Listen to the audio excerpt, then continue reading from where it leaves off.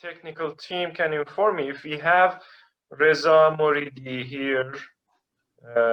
Yes, Hamid, Reza Moridi is in Skype and he is going to speak on Skype, but I'm going to have his voice here. So Reza Jan, Mr. Moridi, you can start your speech. Go ahead. Well, thank you very much, Baba John, and good afternoon and good evening to our friends who are in Europe. It's a pleasure to be a part of this event today. And I want to begin by thanking the organizers of this this very appropriate event, in particular Ms. Mina Ahadi and other activists and members of the community who have been working very hard over decades in relation to the violation of human rights in Iran.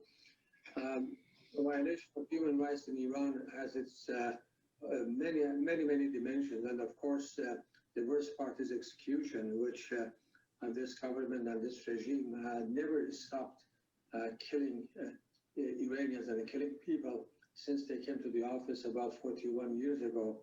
And that trend continues almost continuously, I should say. And the most recent high-profile case was Navid Afkari, as the speaker before me referred to Navid's case. But after Navid, again, they killed several other people. So this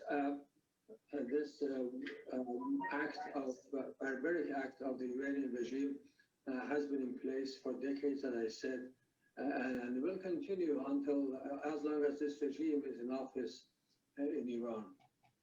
I want to thank the International Amnesty and International Amnesty's branches, in particular in Canada, in Toronto, for their assistance, for their help over decades when it came to the Iranian community here and the protest against execution in Iran, against violation of human rights in Iran.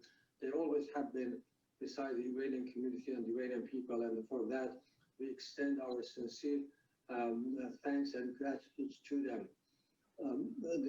As again you heard from the previous speaker, Iran is amongst the worst countries in the world when it comes to execution per capita.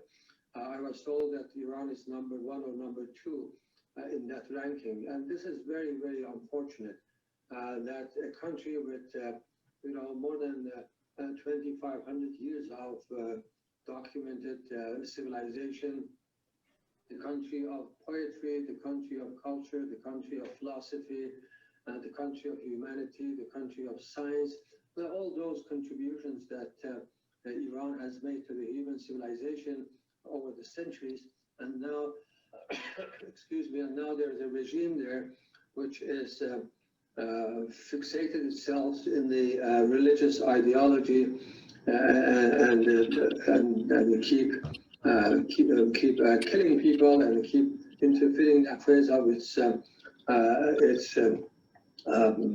neighbors and so on and so forth. So we are really unfortunate in that sense that such a government, such a regime, and such people are now ruling this ancient country.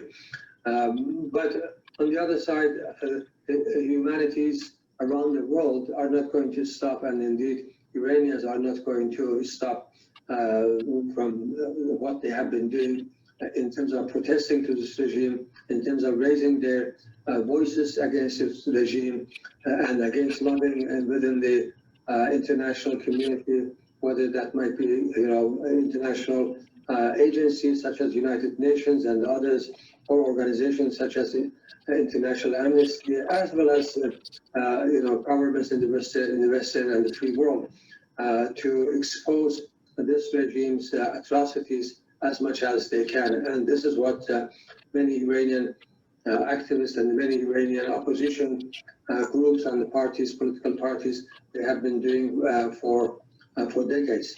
And this will continue until this regime leaves the country and the the will of the people, I should say, will be established in Iran. Let us hope that the world will stop executing human beings, not only in Iran, but in other countries as well. We know still in many countries, including our neighbor to the south in the US, there is capital punishment there by law. And this has to be really abolished. I am so glad that I am a Canadian, and in this country of mine, Canada, and the many of us in this forum,